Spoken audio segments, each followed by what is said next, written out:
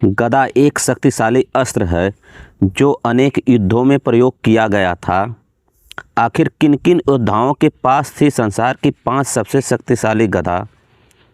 पुराणों में गदा एक शक्तिशाली अस्त्र था। इससे एक योद्धा के साहस और शारीरिक बल का पता चलता था। गदा एक प्रसिद्ध अस्त्र है जिसका उपयोग विभिन्न युद्धों और धार्मिक ग्रंथों में किया गया है। गदा आमतौर पर किसी भी धातु या पत्थर से बना होता है।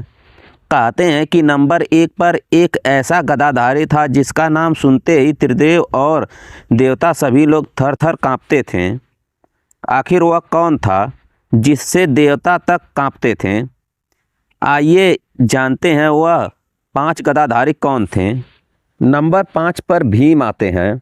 भीम की गदा का नाम बर्गोधरम था। यह एक अत्यंत शक्तिशाली गदा थी। यह गदा उनको मायावी दानव से प्राप्त हुई थी। भीम की गदा का भार लगभग एक हाथी के बराबर माना जाता था। अगर हाथी का वजन देखा जाए तो 2500 से लेकर 5000 किलो तक होता है। जब भीम के पास अपनी बर्गोधरम नाम की गदा होती थी तो उनसे देवता, किन्नर, असुर और दानव यहाँ तक कि बड़े बड़े राजा भी युद्ध करने से कतराते थे। भीम ने अपनी इसी गदा से कौरवों पर विजय प्राप्त की थी और अनेकों असुरों का वध भी किया था, जो भीम को अजय बनाती थी। नंबर 4 पर बलराम जी आते हैं।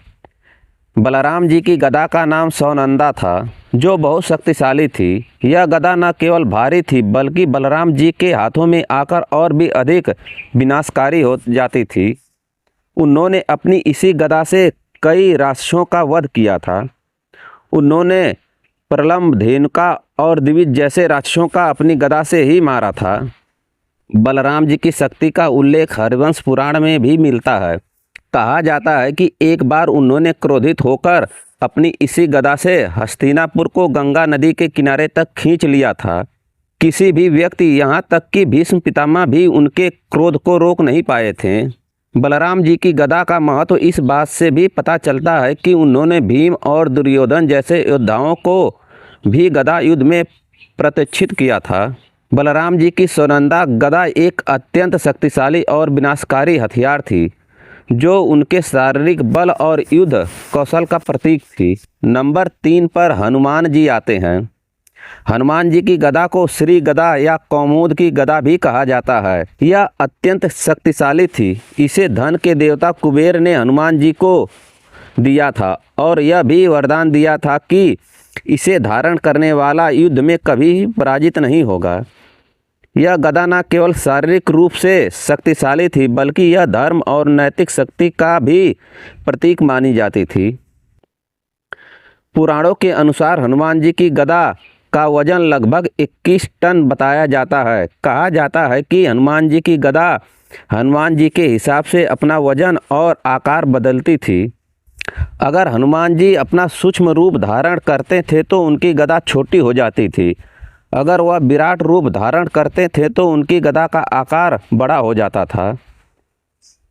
कुबेर ने हनुमान जी को यह गदा देते हुए आशीर्वाद दिया था कि इसे धारण करने वाला व्यक्ति कभी भी युद्ध में पराजित नहीं होगा। कहा जाता है कि हनुमान जी ने अपनी इसी श्री गदा से महादेव का सामना किया था और उनसे घनघोर युद्ध किया था। नंबर 2 पर भगवान शिव आते हैं। भगवान शिव के गदा का नाम इच्छा था।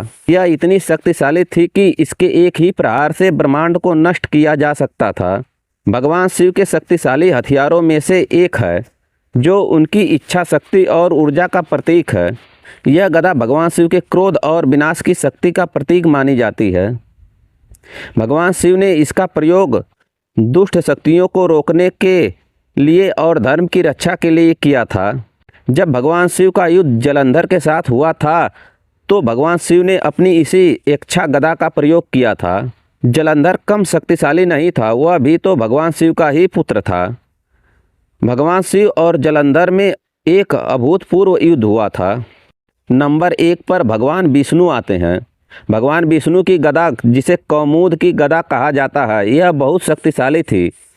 इसका प्रयोग उन्होंने कई बार राक्षसों का वध करने के लिए किया था। भगवान विष्णु ने अंधक नामक राक्षस का वध अपनी कौमुद की गदा से ही किया था।